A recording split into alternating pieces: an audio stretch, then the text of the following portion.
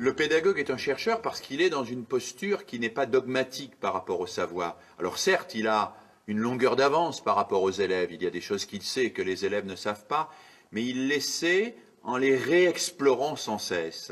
Alors il les réexplore parce qu'il en découvre des nouvelles dimensions, il découvre parfois que c'est plus simple qu'il ne l'imaginait, il découvre des mots nouveaux pour les exprimer, il découvre des façons nouvelles d'expliquer. Et je crois que c'est cette posture de chercheur qui fait que nous sommes en face d'un métier qui se renouvelle en permanence. Et nous sommes en face d'un métier où aucune expérience ne peut être définitivement acquise. Alors, on stabilise des choses, on trouve des solutions qui sont un peu plus efficaces, mais il nous faudra toujours avoir cette attitude que j'ai appelée dans mon travail de différenciation pédagogique, qui consiste en face d'une notion, en face d'un objectif, à s'interroger sur comment faire pour donner le maximum de chance aux élèves de comprendre.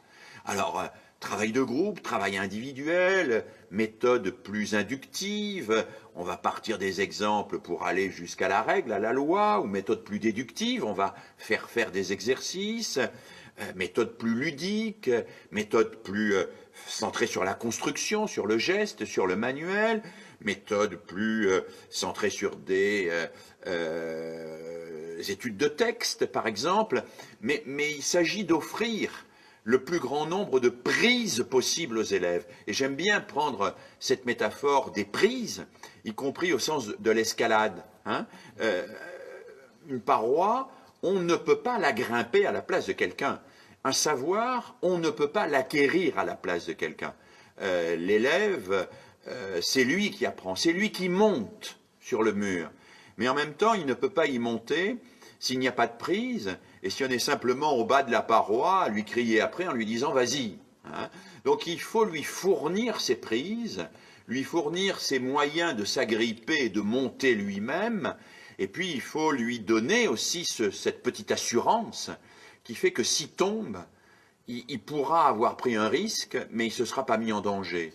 Par exemple, qu'il ne sera pas humilié par ses camarades parce qu'il aura fait une erreur, ou bien qu'on ne va pas lui tenir grief à jamais d'une mauvaise note qui sera liée à un tâtonnement qu'il n'aura pas réussi.